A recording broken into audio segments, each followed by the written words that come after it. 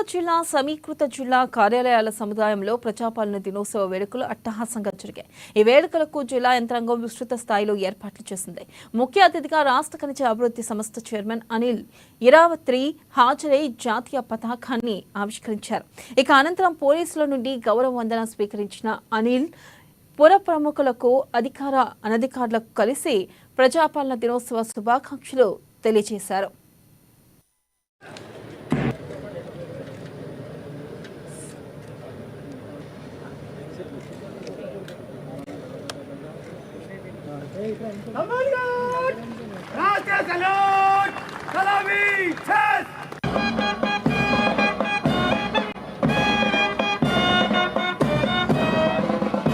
మిత్రులారా, గడిచిన 10 ఏళ్లలో సంబరాన్ని అధికారికంగా జరుపుకోలేని, ఆనందంగా పండగ చేసుకోలేని, ఒకరికి ఒకరు స్వేచ్ఛగా శుభాకాంక్షలు కూడా చెప్పుకోలేని దుస్థితిని తెలంగాణ చూసింది. మన పోరాట చరిత్ర, మన పూర్వీకుల త్యాగాలు, మన రాష్ట్ర వారసత్వం, మన పండగ, అటువంటి శుభదినాన్ని కూడా అధికారికంగా జరుపుకోవడానికి వారి పాలన చివరి వరకు గత పాలకులు ఇష్టపడలేదు. 1948 సెప్టెంబర్ 17 సూర్యచంద్రులు ఉన్నంత వరకు తెలంగాణ చరిత్ర పుటల్లో సువర్ణాక్షరాలతో లిఖించి ఉండే రోజు.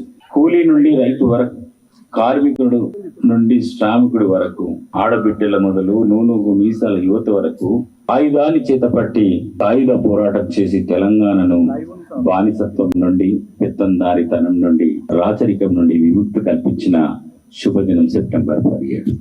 ఈ రోజు త్యాగాలకు ప్రతీక, ఈ రోజు పోరాటాలకు స్ఫూర్తి, ఈ రోజు పెత్తందారులపై తెలంగాణ తిరుగుబాటును ప్రపంచానికి చాటి చెప్పిన రోజు. ఇంత గొప్ప రోజు సందర్భంగా ప్రజాస్వామిక స్వేచ్ఛాయుత తెలంగాణ కోసం మరొకసారి మనమందరం పునరంకితం అవ్వాల్సిన సందర్భం ఇది. జూన్ 2, 2014 శ్రీమతి సోనియా గాంధీ గారి చొరవతో ఇచ్చిన మాట కట్టుబడి తెలంగాణ ప్రజల ఆకాంక్షలు నెరవేర్చాల్సిన సోనియమ్మ సంకల్పంతో భౌగోళిక తెలంగాణ ఆవిర్భవించిన రోజు. 7 దశాబ్దాల